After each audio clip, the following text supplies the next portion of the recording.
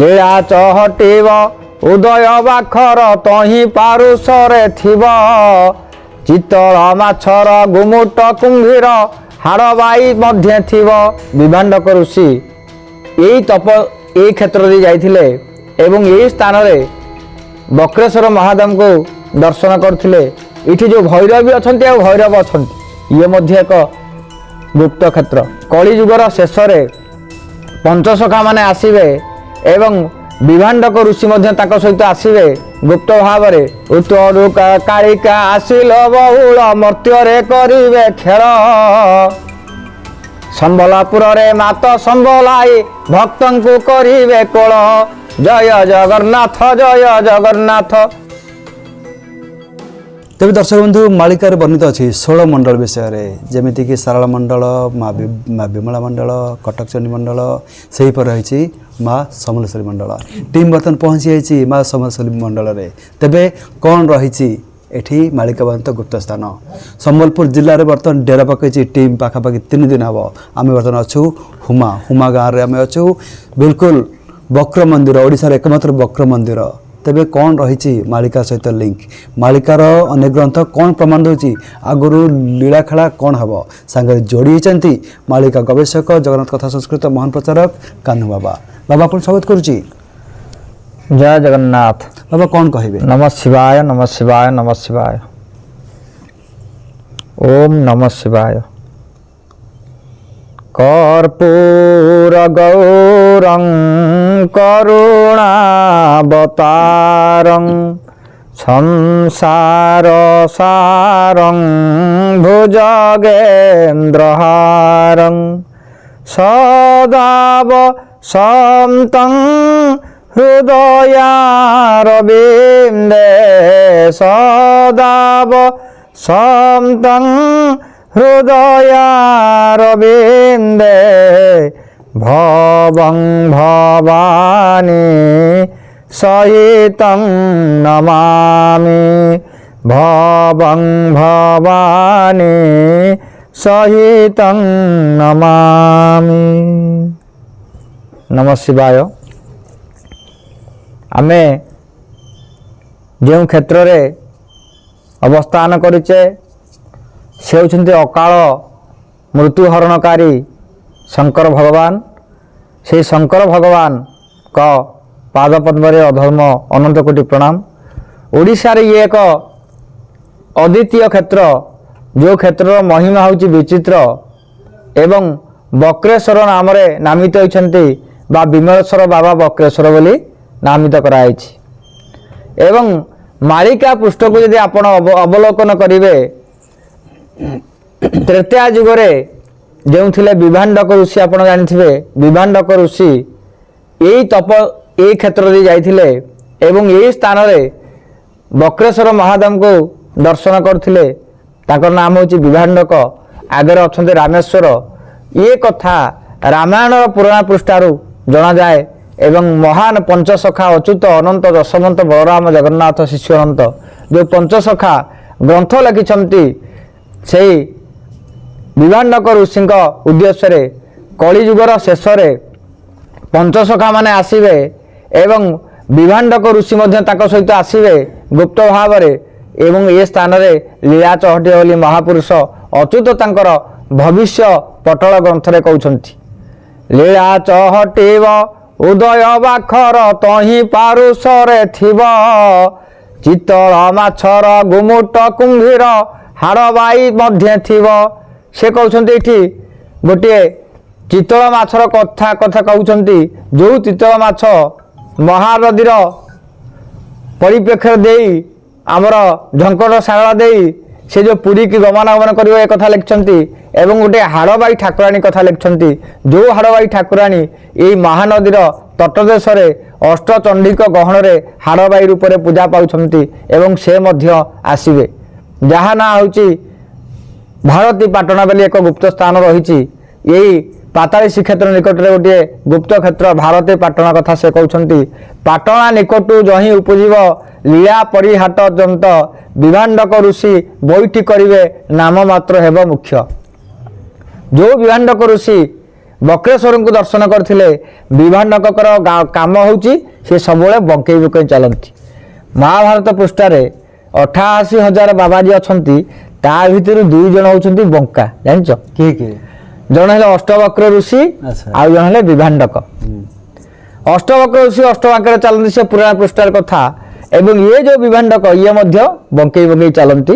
ସେଇ ବିଭାଣ୍ଡକ ଋଷି ଏଇ ବକ୍ରେଶ୍ୱର ମହାଦେବକୁ ମଧ୍ୟ ମାନେ ଦର୍ଶନ କରିଥିଲେ ଏବଂ ତାଙ୍କୁ କହିଥିଲେ କଳିଯୁଗର ଶେଷ ସମୟରେ ପ୍ରଭୁ ଏଇ ଜାଗାରେ ଅନେକ ମେଳା ଅନେକ ଲୀଳା ହେବ, ପଞ୍ଚସଖା ମାନେ ଲୀଳା କରିବେ, ପଞ୍ଚସଖାମାନଙ୍କର ମେଳା ହେବ। ଏଠି ଯେଉଁ ମେଳା ହେବ ସେ ମେଳାର ନାମ ହେଉଛି ବ୍ରହ୍ମ ଏକାକ୍ଷର ମେଳା। ଏବଂ କଳିଯୁଗ ଶେଷରେ ଏଠି ଯେଉଁ ଯଜ୍ଞ ହେବ ତାର ନାମ ହେଉଛି ଶ୍ରାବଣୀ ଯଜ୍ଞ। ମହାପୁରୁଷ ଶ୍ରାବଣୀ ଯଜ୍ଞ କଥା କହିଛନ୍ତି, ଯାହାକୁ କୁହାଯାଏ ରୁଦ୍ରାଣୀ ଯଜ୍ଞ। ତେବେ ଏଇଟା ଆଗରୁ କେବେ ହେଇଛି ନା? ନାଇଁ ହେଇନି। ମହାପୁରୁଷ ଲେଖିଛନ୍ତି ଆଗକୁ କୋଉ କୋଉ କ୍ଷେତ୍ରରେ ହବ। ଶିବଙ୍କର ସ୍ତ୍ରୀ ହେଉଛନ୍ତି ରୁଦ୍ରାଣୀ, ପାର୍ବତୀ।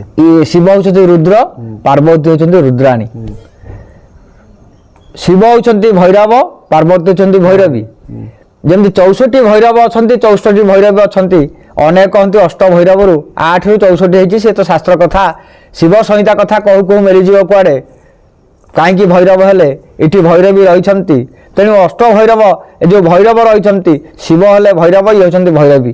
ବିଭାଣ୍ଡକ ଋଷି ଆଙ୍କରି ତପବଳରେ ବକ୍ରେଶ୍ୱରକୁ ଦର୍ଶନ କରିଥିଲେ। ଇଏ ହେଉଛି ପୁରାଣର କଥା। ତାଙ୍କ ନାମ ଅନୁସାରେ ତାଙ୍କର ନାମ ଦେଇଛନ୍ତି ବକ୍ରେଶ୍ୱର।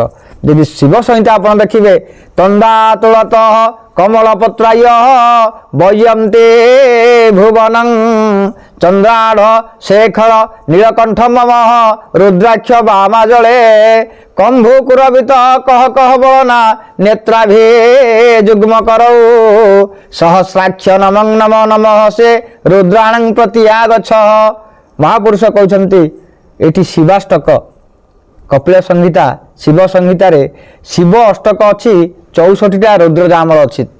ଶିବଙ୍କର ଯେତେ ତନ୍ତ୍ର ଅଛି ସବୁ ଜାମଳ, ଆଗମ ନିଗମ ଜାମଳ। ଶିବ କହୁଛନ୍ତି, ପାର୍ବତୀ ଶୁଣୁଛନ୍ତି। ଇଏ ତ ଅନେକ କଥା। ଇଏ ହେଉଛି ସାବରୀ ତନ୍ତ୍ର କଥା। ରୁଦ୍ର ଜାମଳ ଏଠି ଯେଉଁ ଭୈରବୀ ଅଛନ୍ତି ଆଉ ଭୈରବ ଅଛନ୍ତି, ଇଏ ମଧ୍ୟ ଏକ ଗୁପ୍ତ କ୍ଷେତ୍ର। ଏଠି ବକ୍ରେଶ୍ୱର ମହାଦେବ ବା ବିଭାଣ୍ଡକ ଋଷି ପ୍ରଭୁ ବକ୍ରେଶ୍ୱରକୁ ମଧ୍ୟ ବର ପ୍ରଦାନ କରିଥିଲେ। ଯେଉଁ ବକ୍ରେଶ୍ୱର ମହାଦେବ ଅକର୍ମ କର୍ମଦାୟକ, କର୍ମ ନଥିଲେ ମଧ୍ୟ କର୍ମ ଦେବା ବାଲା ହେଉଛନ୍ତି ଶଙ୍କର ଭଗବାନ। ତେଣୁ ସେହି ଶଙ୍କର ଭଗବାନଙ୍କ ପାଦ ପଦ୍ମରେ ଏ ଅଧମର ଅନନ୍ତ କୋଟି ପ୍ରଣାମ। କଳିଯୁଗ ଶେଷରେ ଏଠି ଅନେକ ଲୀଳା ହେବ। 16 ମଣ୍ଡଳର ଭକ୍ତମାନେ ଆସିବେ ଏବଂ ସମ୍ବଳାଇ ଦେବୀ ମଧ୍ୟ ନିକଟରେ ଅଛନ୍ତି। 16 ମଣ୍ଡଳରେ 16 ଜଣ ଦେବୀ ଅଛନ୍ତି। ଇଏ ଯେଉଁ ସମ୍ବଲପୁରର ଅଧିଷ୍ଠାତ୍ରୀ ଦେବୀ ହେଉଛନ୍ତି ସମଲାଇ, ଯାହାକୁ ମହାପ୍ରଭୁ କହିଛନ୍ତି ଉତ୍ତରୁ କାଳିକା ଆସିଲ ବହୁଳ ମର୍ତ୍ତ୍ୟରେ କରିବେ ଖେଳ। ସମ୍ବଲପୁରରେ ମାତ ସମ୍ବଲାଇ ଭକ୍ତଙ୍କୁ କରିବେ କୋଳ। ଜୟ ଜଗନ୍ନାଥ ଜୟ ଜଗନ୍ନାଥ। ସେଇ ମା ସମ୍ବଲାଇ ଶରଣାଗତ ଦିନାର୍ଥ ପରିତ୍ରାଣ ପରାୟଣେ ସର୍ବସ୍ୟାତ ହରେ ଦେବୀ ନାରାୟଣୀ ନମସ୍ତୁତେ। ସେଇ ଶଙ୍କର ମା ବାମା, ଶଙ୍କର ବାମା ସମ୍ବଲେଶ୍ୱରୀ ମା ଭକ୍ତମାନଙ୍କୁ କୋଳ କରିବେ।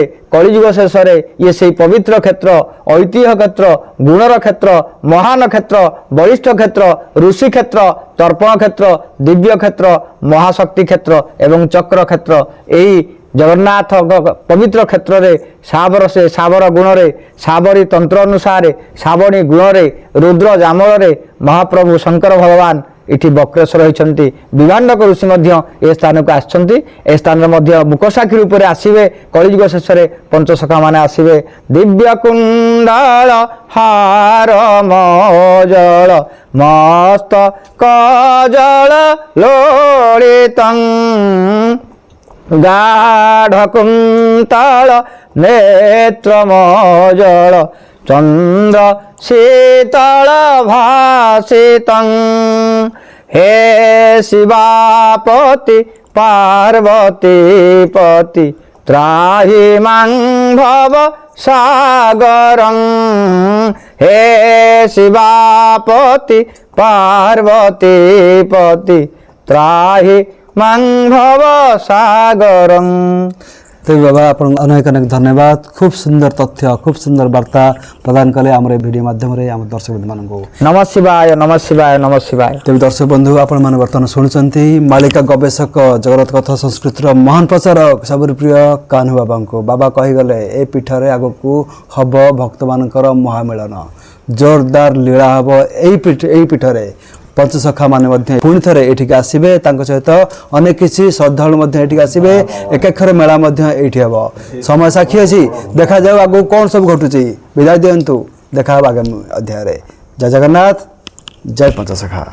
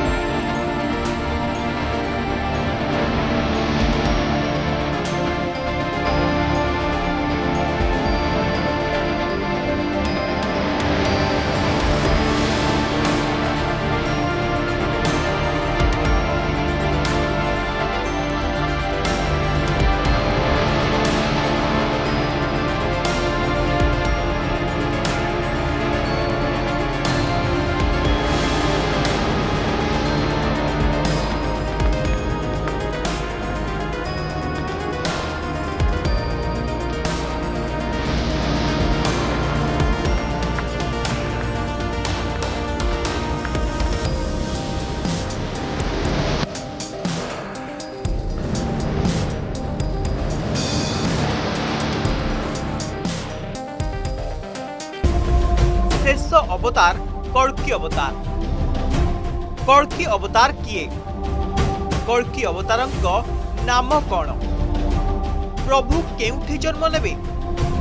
प्रभु को चिन्हिबा पाई कौन सबु संकेत देखिबाकू मिलिबो? मीन शनि जोग केबे हेबो? 7 दिन 7 राति अंधार केबे हेबो? 22 पाहाचरे मीन केबे खेलिबो? केबे सरिबो एई कलिजुग?